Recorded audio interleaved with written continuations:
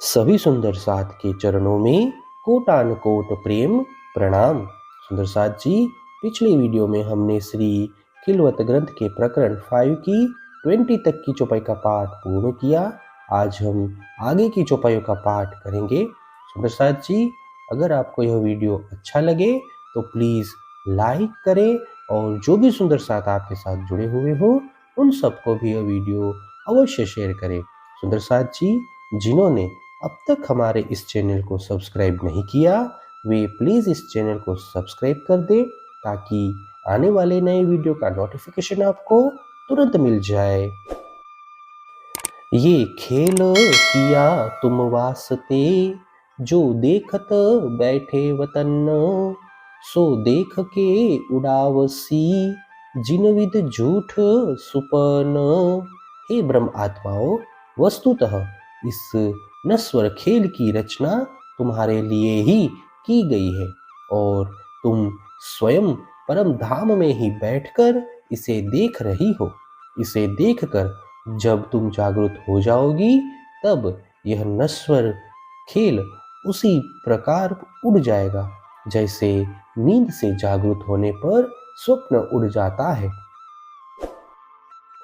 जो रूहे होए अरस की, सो तो तले हुक्म, जानत त्यों खिलावत, ऊपर बैठ खसम।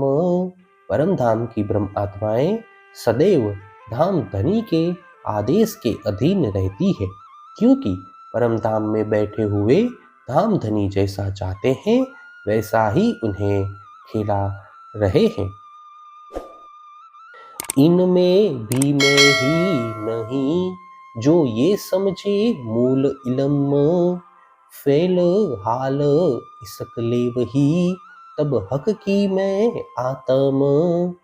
यदि ये ब्रह्म आत्माएं मूल तारतम ज्ञान का रहस्य समझ ले तो वस्तुतः इनमें अहम भाव का अस्तित्व ही नहीं रहेगा, अर्थात ये स्वयं को धाम धनी से भिन्न नहीं समझेंगी। वस्तुतः सत आचरण, शुद्ध मनोभाव तथा प्रेम को ग्रहण करने पर उनमें मैं धाम धनी की अंगना हूं ऐसा भाव बना रहता है। तब गुनाह कछु ना लगे, जो कीजे ऐसी चाल, सो सुकन पहले कहे, जो कोई बदले हाल। उपयुक्त आचरण के होते हुए ब्रह्म आत्माओं को किसी भी प्रकार का दोष नहीं लगेगा। ब्रह्म आत्माएं अपनी मनोदशा बदल ले, इस हेतु इस प्रकार के वचन पहले ही कहे गए हैं। इन विध में मरत है, बैठे तले कदम, जोश इसक आवे हाल में, लेय के हक इलम। हम धाम धनी के चरणों में बैठी हैं तथा उनकी ही अंगनाएं हैं, ऐसा समझने पर भौतिक अहम भाव मिट जाता है। इस प्रकार तारतम ज्ञान का रहस्य ग्रहण करने पर अपनी मनस्थिति धनी के जोश तथा प्रेम से परिपूर्ण होती है। जो सुध मलकुत में नहीं, ना सुध नूर वतन, सो गिरो दिल पूरन भई, मैं काढ़ी बख्शीस ईन। जिस प्रेम की शुद्धि मलकुत यानी वैकुंठ तथा नूर वतन यानी अक्षरधाम में भी नहीं है, धाम धनी ने उसे ब्रह्म आत्माओं के भौतिक अहम भाव मैं को मिटाकर उपहार के रूप में उन्हें प्रदान किया, जिससे उनकी हार्दिक मनोकामनाएं पूर्ण हुई।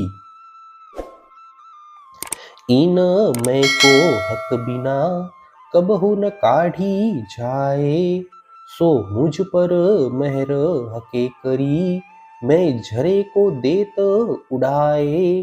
धाम धनी के बिना इस भौतिक अहम भाव को कभी भी निकाला नहीं जा सकता। धाम धनी ने मुझ पर ऐसी कृपा की कि मैंने इस अहम भाव को धूलि के कण की भांति उड़ा दिया। ना तो ए मैं ऐसी नहीं जो निकसे किए उपाय, मेहनत कर त्रिगुण थके कोई सके न मैं को फिराए। अन्यथा यह अहम भाव इतना सरल नहीं कि अन्य प्रयत्नों से निकल जाए।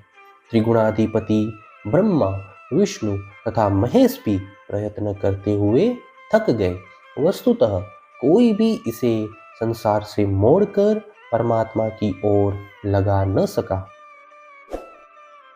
ये दुनिया 14 तबक में, किन जान्यो न मैं को बल, किन मैं को पार न पाइया, कई दौड़ाए थके अकल। इन 14 लोकों के प्राणियों में से किसी ने भी इस अहम भाव की शक्ति को नहीं पहचाना। अनेक लोग अपनी बुद्धि दौड़ाते हुए थक गए, किंतु कोई भी इस अहम भाव का पार नहीं पा सका। इन मैंने डूबिया सब कोई, या को पार न पावे कोई, या को पार सो पावही, जाको मुतलक बख्शिस होए। संसार के सभी लोग इसी अहम भाव में डूब गए हैं। उनमें से कोई भी इसका पार नहीं पा सका। वस्तुतः ये वही इसका पार पा सकता है जिसे आमदनी की अपार कृपा प्राप्त हुई हो। हे सुंदर साथ जी, इसी के साथ श्री खिलवत ग्रंथ के प्रकरण 5 की 30 तक की चौपाई का पाठ पूर्ण हुआ। आगे की चौपाइयों का पाठ हम नेक्स्ट वीडियो में करेंगे। सुंदर साथ जी, अगर आपको यह वीडियो अच्छा लगा तो प्लीज लाइक, शेयर और सब्सक्राइब अवश्य कर दें। प्रणाम जी।